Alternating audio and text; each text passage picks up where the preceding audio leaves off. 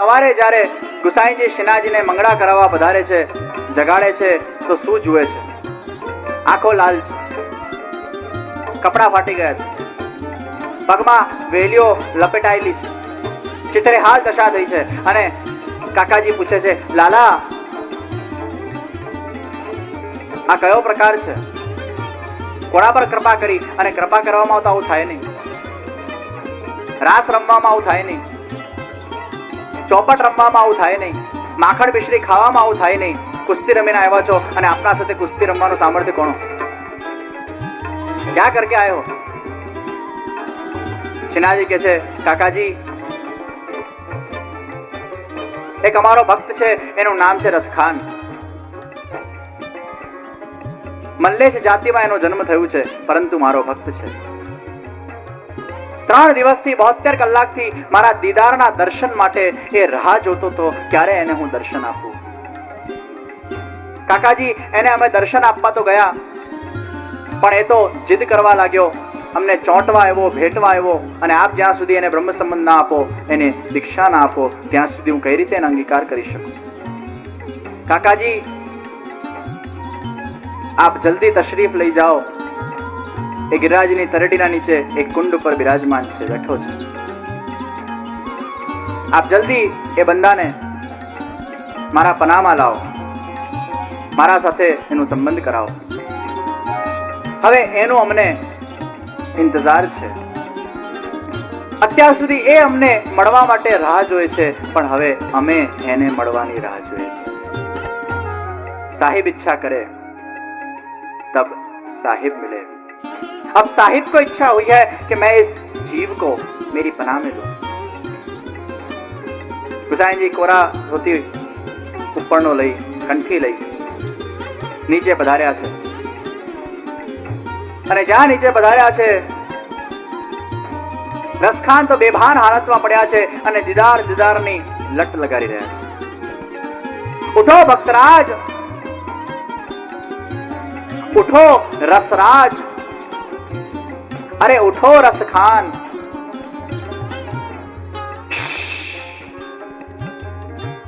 रसखाने एकदम चुप रहो, आवाज मत करो, आंखों बंद है, आवाज मत करो. वो खुदा यहीं कहीं होगा, वो छिप गया है कहीं, भग गया मुझसे दूर, एक बार अपनी झलक दिखाकर दौड़ गया मेरे पास से. वो खुदा यहीं कहीं होगा, आवाज मत करो, चुप रहो. अरे ओ भक्तराज, सुबह हो गई है, यहां तो कोई आया नहीं, यहां तो कोई गया नहीं. तुम किससे बातें कर रहे हो? तुम किसके छुपने की और किसके मिलने की या किसकी बिछड़ने की बात कर रहे हो? अगर यहां कोई आया नहीं, अगर यहां कोई गया नहीं, तो ये किसकी मीठी मुस्कान मेरे सांसों में से खिल रही है? किसका साया मेरे साये से लिपट गया है? ये किसके पैजनिया की छमछम मेरे रगों के अंदर घूलकर मेरे कानों में से टकरा रही है? कौन मेरी दिल की धड़कनों को आकर तूफानी बना रहा है? अरे पता है ये आंखें क्यों नहीं खुल रही? किसका इंतजार है? अरे कसम है तेरे जिगरी यारों की, जब तक तेरा दीदार ना हो जाए, तू मेरा ना हो जाए. एक बार हे खुदा तुझे मैं अपना बना लूं उम्र भर के लिए. ये बंदा तेरा शुक्रगुजार होगा अगर तेरे दर्शन मुझे हो जाए. पता है ये आंखों का किसका इंतजार है? मेरे खुदा का मुझे इंतजार है. रड़ती रड़ती आंखों, बंद आंखों में उभरो ઠાલ્યો રસખાન. હજી એમને એવું છે કે શ્રીનાથજી અહીંયા કશે છુપાયેલા છે. ગુસાઈજીને થયું કે આ તો અત્યારે સમાધિ લાગેલી છે, જલમાં જલ લીધું છે, રસખાનની આંખો પર છાટી છે, રસખાન એકદમ ચમક્યો છે, ઉઠ્યો છે. અને હજી આંખોમાં ધૂંધલું ધૂંધલું ગુસાઈજીના અંદર એ વખતે રસખાનને શ્રીનાથજીના દર્શન થાય છે. વાહ मेरा खुदा आ गया लौटकर. अरे रसखान, तुम्हारे खुदा को तुम्हारा इंतजार है. अरे आंखें खोलो रसखान. गुसाईजीना दर्शन थया छे. तुम्हारा खुदा तुमसे मिलने को बेकरार है. चलो रसखान, मैं तुम्हारे खुदा के पास तुम्हें ले जाने आया हूं. हमारे श्याम सुंदर श्रीनाथ जी अब तुम्हारी प्रतीक्षा के अंदर बैठे हैं। અને જ્યાં રસખાનજીએ સાંભળ્યું કે હવે ભગવાન મારી પ્રતીક્ષા કરે છે, બહુ સુકૂન મળ્યું છે, શાंति मिली। स्नान करके आओ रसखान, ये कुंड में स्नान करके कंठी पहन के प्रभु के सन्मुख में जाना है। અને જ્યાં હજી તો ગુસાઈજીના શબ્દો પૂરા થાય ત્યાં તો રસખાનજીએ છલાંગ મારી છે કુંડના અંદર, પહેરેલા કપડા કૂદી પડ્યા છે। ભક્તિના અંદર ભક્તિ ત્યારે સિદ્ધ થાય છે જ્યારે ભક્તિ માર્ગમાં છલાંગ મારવામાં આવે છે। દામોદરદાસ હરસાજીએ પણ ગુરુને જોઈને છલાંગ મારેલી અને બેડો પાર થયો। અહીંયા રસખાને છલાંગ મારી છે કુંડના અંદર, કઈ વિચાર્યું નથી, बस मुझे अब साहिब को मिलना है और साहिब की साक्षात मुझे मिलने की इच्छा हुई है। छलांग मार्या છે। 3 દિવસનું નકોડું ઉપવાસ તો થઈ ગયેલું અને છલાંગ મારીને કુંડમાં પડ્યા છે। સ્નાન કરીને બહાર નીકળ્યા, કોરા વસ્ત્ર પહેરીને ગુસાઈજી હાથ પકડીને રસખાનને લઈ જાય છે શ્રીનાથજીના મંદિર તરફ। बस रसखान, अब कुछ ही पलों में तुम्हें तुम्हारे महबूब के दर्शन होंगे। हाथ जोड़ीने रसखाननी ध्रुजारी छूटी गई છે। મહેબૂબના નામથી જે કાપવા લાગે, જેને અતિશય કોઈનામાં પ્રેમ હોય ને એને બધી જગ્યાએ એના પ્રેમીના દર્શન થાય છે। आंखों को भी ले डूबेगा दिल का पागलपन, अरे जो मिलता है उसका चेहरा तुझसा लगता है। પ્રેમીને જ્યારે અતિશય પ્રેમમાં આસક્તિ થાય છે ત્યારે બધે એના દર્શન થવા લાગે છે। પત્તા પત્તા ઉપર એના દર્શન થાય છે, દરેક વાતમાં એના जिक्रનો एहसास થાય છે। राह देखकर बैठे हैं कब ये पर्दा खुले और कब मेरे श्याम सुंदर के मैं दर्शन करूं, जिसको पाने के लिए मैं यहां तक पहुंचा हूं। इतनी प्रतीक्षा की है, इतना तप मैंने किया है और इतना मेरे महबूब ने मुझे सताया है। જ્યાં ગુસાઈજીએ ટેરો ખોલ્યો છે અને જ્યાં શ્રીનાથજીના બંને નયનોમાંથી એ અમી દ્રષ્ટિ એ રસખાનના નયનોમાં પડી છે। ચોધાર આંસુએ એ રસખાનજી રડવા લાગ્યા છે। આંખોમાંથી રસની ધારા વહી ગઈ છે, હૃદયમાંથી રસની ધારા વહી ગઈ છે।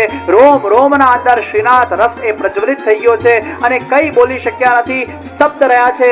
2 મિનિટ જોતા જોતા એમના હૃદયના રસ એમના વાણીમાંથી રસધારાની રીતે વહી રહ્યા છે અને હૃદયમાંથી અનેક સુંદર કીર્તનો એ વખતે શ્રીનાથજીના સન્મુખે વહી પડ્યા છે। એ રસધારા એ વાણીમાંથી વહી પડી છે। શ્રીનાથજીના પલક ઝપકાવ્યા વગર એ દર્શન કરી રહ્યા છે અને ગુસાઈજીને કહે છે, હે કાકાજી, હે ગુસાઈજી, આ ભગવાને પલક કેમ બનાવી હશે કે એટલા ક્ષણ માટે પણ એ શ્રીનાથજીના દર્શનથી હું दूर રહી શકું। એક ક્ષણ भी अब श्रीनाथजी के दर्शन के बगैर मैं नहीं रह सकता। भाव विभोर થઈ ગયા છે, જમીન પર આલોટી ગયા છે, दीवाना जेम खुश थी गया छे। मुझे मेरे खुदा मिल गए, मुझे मेरे महबूब मिल गए, मुझे मेरा श्याम सुंदर मिल गया। क्या खुदाई रूप है, क्या कातिलाना अंदाज है, क्या मेरा खुदा है। कहा मैं मोहिनी के प्रेम के अंदर पड़ा था, आज मोहिनी के प्रेम में से वहां से भग कर आज इतने तप के बाद वो मोहिनी में से मुझे आज मोहन की प्राप्ति हो गई। ए मोहिनी माथी मोहन ने पाम्या। लौकिक आसक्तिમાં હું કેટલો ખોવાયેલો હતો અને આજે આ અલૌકિક મોહનને મેં પ્રાપ્ત કર્યા છે। અને મોહન એટલે લૌકિક ઇન્દ્રિયોના મોહને જે હરી લે એ જ તો મોહન છે। રસખાનની રસિકતાને એ મોહન સમજી ગયા છે અને મોહને એમના હૃદયને મોહી લીધું છે, ચોરી લીધું છે। અનેક સુંદર કીર્તનો રસખાનજી એ વખતે પ્રગટ કર્યા છે। રસ હોય તો જ રાસ થાય અને જ્યાં રાસ છે ત્યાં રસ જ રસ છે, કારણ કે રસથી ભરપૂર એ રાસ છે। જેમ રસખાન એ રસની ખાન છે એમ રાસ પણ રસની ખાન છે। હવે પરમાત્માને થયું છે આટલા બધા જીવો ઉપર કૃપા કરીને ઉદ્ધાર કરીને, अब परमात्मा को इच्छा हुई है कब मैं रास करूं। ઘણા દિવસો થઈ ગયા છે, કૃષ્ણાવતાર વખતે તો ઘણીવાર સુંદર રાસ થયો છે, પણ શ્રીનાથજીના અવતારમાં પ્રગટ થઈને હવે શ્રીનાથજીની ઈચ્છા થઈ છે હવે રાસ કરીએ। અને આ રાસના દર્શન માટે ભગવાન પોતાના એક ભક્તને નિમિત્ત બનાવવાના છે. ગુસાઈજીના શરણે એક બહુ ભોળો માણસ, એનું નામ ભોળા પટેલ. આ ભોળા પટેલ એ ગુસાઈજીના શરણે આવ્યો છે. ખૂબ સુંદર ગાયોની સેવા કરે અને ગાયોની સેવા કરતા કરતા એટલો બધો એ ગાયોની સેવામાં ખોવાઈ જાય કે ભોજનનું પણ ધ્યાન ન રહે, તરસનું પણ ધ્યાન ન રહે, બસ ગાયની સેવામાં સંલગ્ન થઈ જતો, ગોબરથી સ્નાન કરી લેતો, એવો ખોવાઈ જાય. ભગવાન આ ગોપાલ ઉપર, ભગવાન આ ભોળા પટેલ ઉપર બહુ પ્રસન્ન થયા.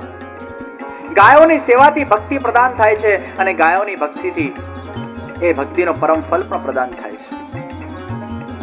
ભગવાનને થયું આ ભોળો પટેલ બિચારો 3 દિવસ સુધી ખાધા પીધા વગર ગાયોની જે સેવા કરે છે, જે તલ્લીનતાથી, જે ગાયો માટે એની આસક્તિ છે, જે શરણાગતિ છે, બહુ પ્રસન્ન થયા છે.